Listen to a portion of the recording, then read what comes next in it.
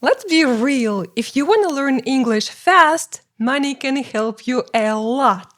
You can hire a good teacher, buy grammar books and textbooks, or get a Netflix subscription and watch a ton of native content. But what if you don't have extra money to spend? Here are some little ways and resources you can use to speed up your English learning for free. Hey, my fellow English learner, you're watching Fluent English with Lady Giraffe.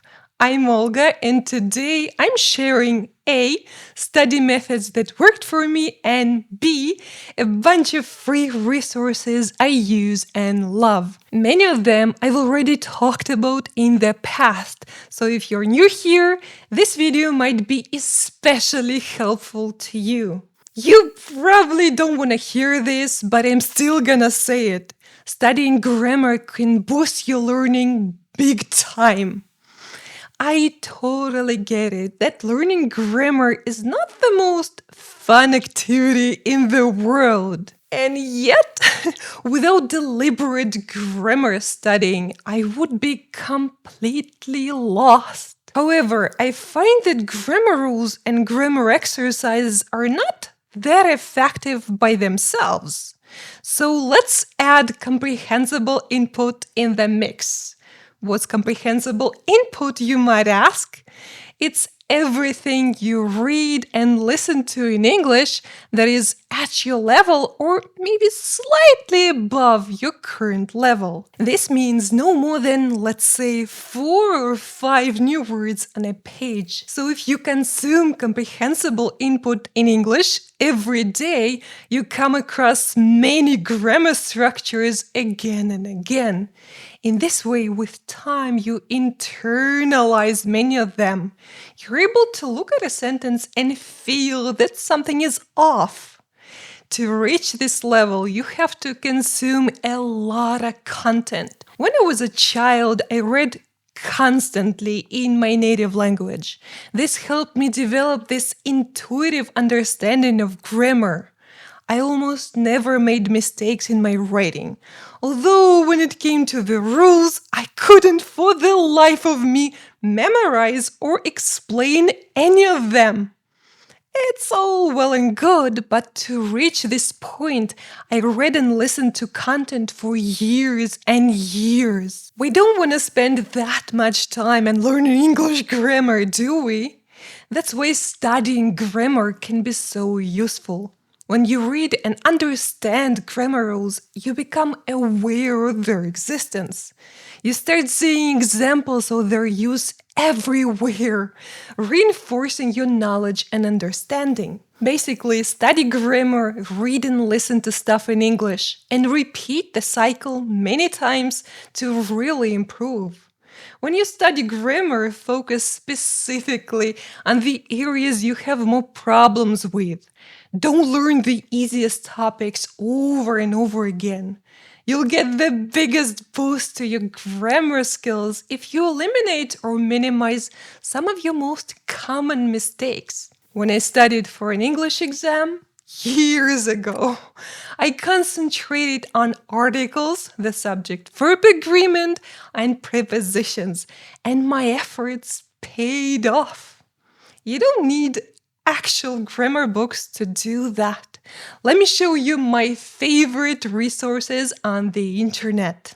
If you want the simplest explanations of grammar possible, check out grammarbook.com. They have so many examples of the rules to help you understand everything that is important to make you fluent in English. Also, incorrect and correct sentences will help you understand the rules even better. It's also my #1 place to learn punctuation, especially the use of commas. They explain everything so well. Another place that explains grammar in an easy way is the Cambridge Learner's Dictionary. You can learn so much by clicking on the many topics they chose to explain. To dig a little deeper into prepositions, verb tenses, modals, conditionals, and articles, EnglishPage.com is great. It was the place where I finally understood articles and conditionals. What I love about this website the most is that they also have a bunch of exercises with every topic. So helpful. You can find even more exercises in the grammar section of the Oxford Learner's Dictionary. Not a lot of them, but a pretty decent amount. If you're interested in grammar in more academic sense, and if you want to learn to speak and write fluently without mistakes, I found the right place for you. Even two places. Universities often offer wonderful resources online for free for their students to learn.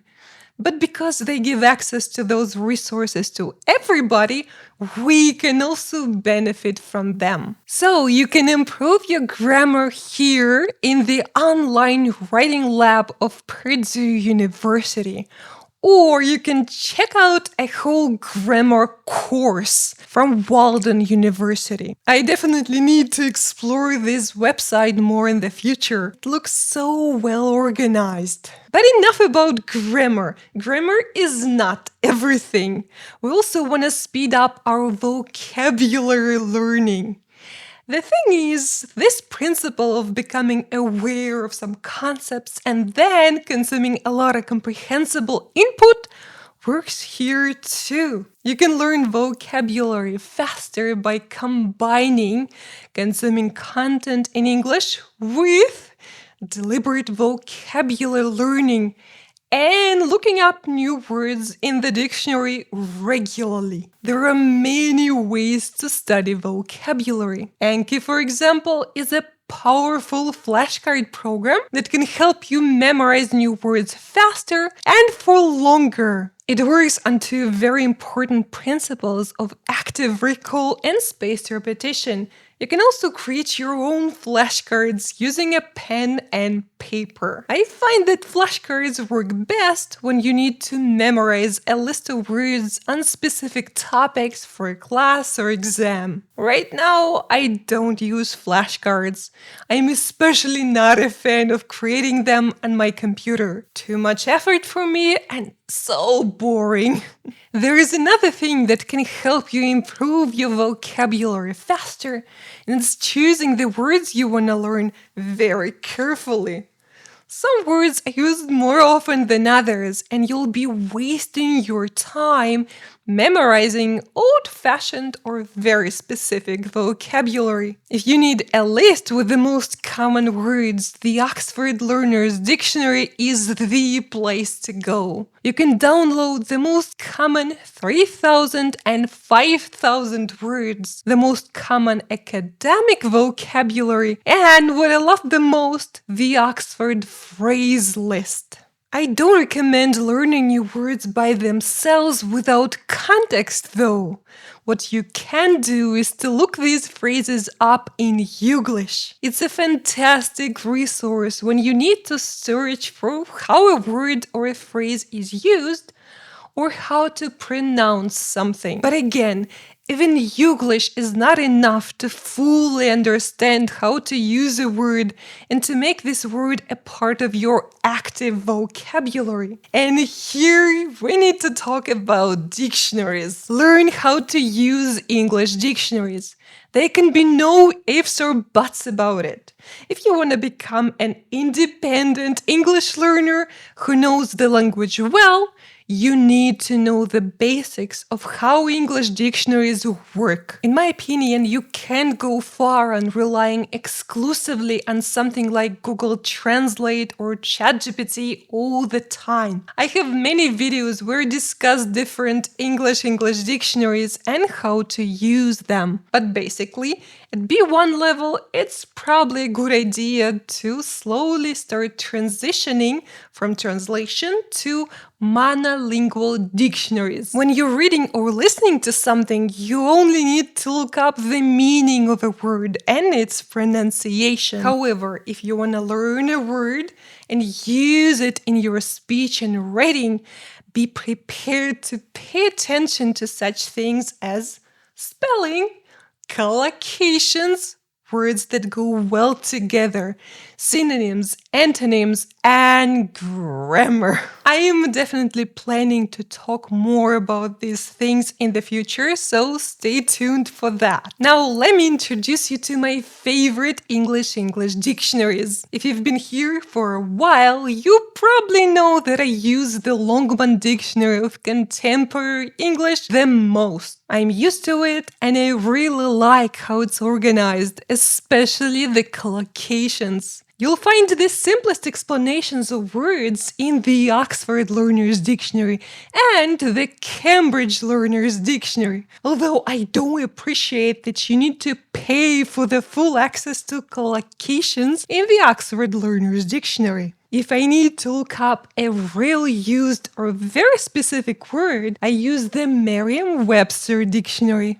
When I'm reading books about history, for example, this is my number one dictionary. But when I'm watching TV shows on YouTube, I often need to use Urban Dictionary. If you want to look up slang or some informal expressions, Urban Dictionary is the best. But keep in mind that it's written by ordinary people, so there can be some mistakes and inconsistencies. Also, sometimes you learn something you didn't want to know. Keep this in mind too. So we've talked about grammar and vocabulary. Do you remember what they both have in common? They both benefit from you reading and listening to a lot of content in English that you can understand. That is, comprehensible input. So what I'm gonna do now is share with you my favorite places where you can read and listen to awesome content for free. It's a bit trickier with reading because of all the copyright laws and stuff, but some books are available online for free. Check out Project Gutenberg and Standard eBooks. Yes, these are classics, and yes, they can be challenging to read, especially for an intermediate English learner.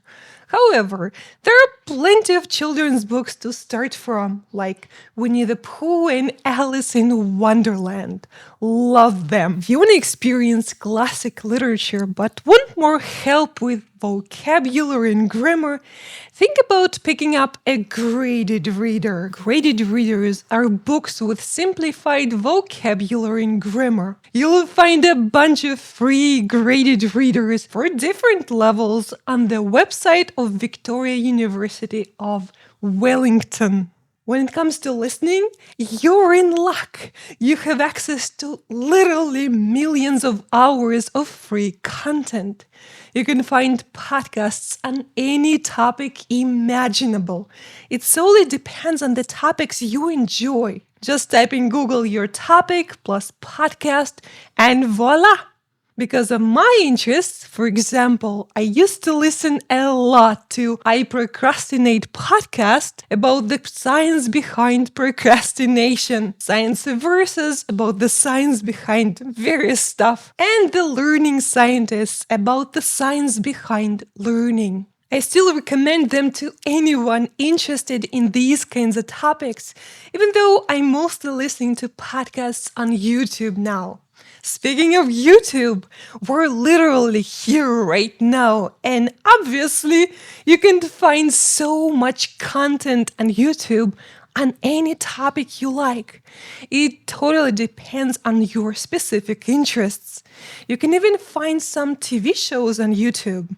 Maybe not the most popular ones, but still. For example, here's the official channel for an Australian teen show, H2O. It's a bit cheesy, but still really fun, and you can get used to the Australian accent for a change. Sometimes people create web series specifically for YouTube, like the Lizzie Bennet Diaries, a modern adaptation of Pride and Prejudice by Jane Austen. You may not be interested in these specific series, but it's your cue to start digging for content on YouTube a little bit deeper. You might wonder why I haven't talked about speaking and writing yet.